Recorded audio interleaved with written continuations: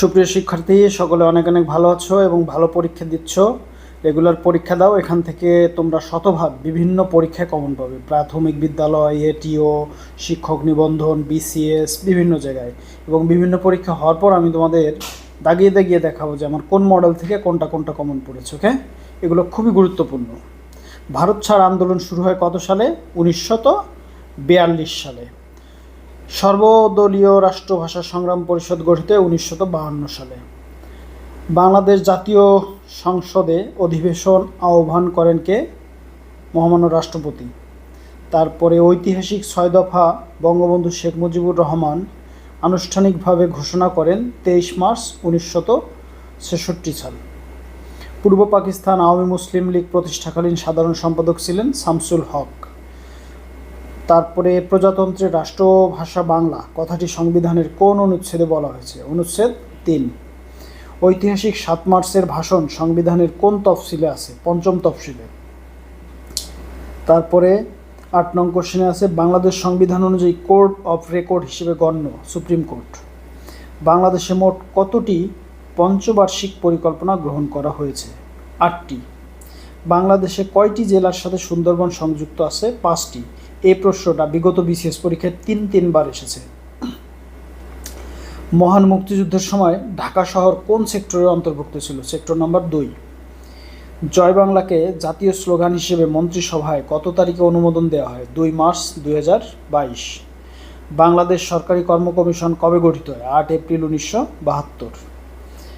ETIN tax identification number চালু করা হয় কত সালে? এটা হবে 2013 সালে। কত সালে মানি লন্ডারিং প্রতিরোধ আইনটি প্রবর্তন করা হয়? 2012 সালে। দেশের কোন জেলায় সর্ববৃহৎ সৌরবিদ্যুৎ কেন্দ্র অবস্থিত? গাইবান্ধা। বাংলাদেশ বন গবেষণা কেন্দ্র অবস্থিত কোথায়? চট্টগ্রামে। বাংলাদেশে অনেকে কিন্তু এটা ভুল করে খুলনা দিতে পারো বা সুন্দরবন দিতে পারো, এটা কিন্তু চট্টগ্রাম হবে। হ্যাঁ, বাংলাদেশের মৎস্য প্রজাতির গবেষণাগার কোথায় অবস্থিত? ময়মনসিংহে। বাংলাদেশের প্রধান খনিজ সম্পদ কোনটি? প্রাকৃতিক গ্যাস।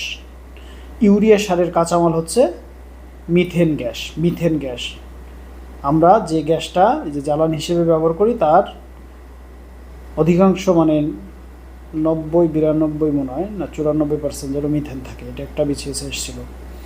কোনটি বিচার বিভাগের কাজ নয়? সংবিধান প্রণয়ন করা বিচার বিভাগের কাজ নয়। পারিবারিক আদালত অধ্যাদেশ কত সালে জারি করা হয়? 1985 সালে। গণহত্যা জাদুঘর কোথায় অবস্থিত? খুলনায়। মহান মুক্তিযুদ্ধের সময় খুলনায় যে ব্যাপক গণহত্যা চালানো হয়েছিল সেটার জন্য একটা জাদুঘর করা হয়েছে। নভেরা আহমেদের পরিচয় কি হিসেবে? ভাস্কর হিসেবে। আয়তনে বাংলাদেশের সবচেয়ে বড় জেলা কোনটি? রাঙামাটি জেলা। তারপরে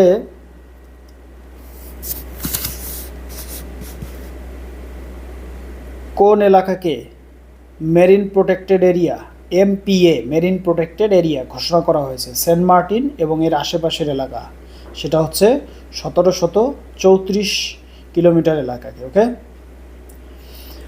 বাংলাদেশের ভৌগোলিক নির্দেশক পণ্য কয়টি? এটা মাঝে মাঝে নতুন একটা আসে, শেষের দুটো অবশ্যই তোমরা মনে রাখবে এবং মোটটা মনে রাখবে। তাহলে মে 2024 পর্যন্ত জিআই পণ্য ছিল 31টা। ক্ষুদ্র নৃগোষ্ঠী মণিপুরী বাংলাদেশের কোন জেলায় বেশি বাস করে? মৌলভীবাজার। মৌলভীবাজার ওই সুনামগঞ্জ ওই কোনাটায়, সিলেট মৌলভীবাজার। হ্যাঁ, বাংলাদেশের 6ম জাতীয় জনশুমারি ও গৃহগণনা কোন সময় অনুষ্ঠিত হয়? 15 জুন থেকে 21 জুন 2022। কূটনৈতিক ক্ষেত্রে অবদানের জন্য গত 2020 সালে প্রবর্তিত পুরস্কারের নাম কি? Bangabandhu medal for diplomatic excellence. অর্থাৎ কূটনীতির ক্ষেত্রে বা পররাষ্ট্রনীতিতে যারা খুব ভালো করবে, স্পেশালি ফরেন ক্যাডারদের জন্য এই পুরস্কারটার ব্যবস্থা করা হয়েছে। বাংলাদেশ সদস্য নয় হচ্ছে নেটোর, আর বাকিগুলোর সদস্য। ওকে, সো তোমরা রেগুলার মডেল টেস্ট দিতে থাকো, এখান থেকে তোমরা শতভাগ বিভিন্ন প্রতিযোগিতামূলক পরীক্ষায় কমন পাবে। তবে কম মার্ক পেলে হতাশ হওয়ার কিছু নেই। এই প্রশ্নগুলো সুন্দর করে মডেল 1 মডেল 2 দিয়ে বাংলাদেশ বিষয়াবলীর ক্ষেত্রে নোট করে রাখবে। তাহলে হবে কি, পরবর্তীতে যে কোনো পরীক্ষার সময় তোমার তথ্যগুলো এক জায়গায় থাকবে, খুব সুন্দর একটা গোছানো প্রস্তুতি হবে। তো আমরা আবার আগামী সপ্তাহের শুক্র এবং শনিবার আবার 2টা মডেল টেস্ট দেবো। আগামী সপ্তাহেও বাংলাদেশ বিষয়গুলির উপর 2টি মডেল টেস্ট দেবো। এরপরে আমরা আন্তর্জাতিক বিষয়গুলি দেব বা ইংরেজি দেব। তোমরা যেটার উপর বেশি কমেন্ট করবে বা ইনবক্স করবে সেটার উপর মডেল টেস্ট নেওয়া হবে। ওকে, তো সবাই সুন্দর করে পড়ালেখা করতে থাকো। আর কে কত পেলে আমাকে একটু ইনবক্সে জানাও, কোনো সমস্যা নেই, কম পাও এটা কিন্তু কোনো সমস্যা না, কিন্তু আমাকে জানাও তুমি। ওকে, তো সবাই অনেক ভালো থাকো।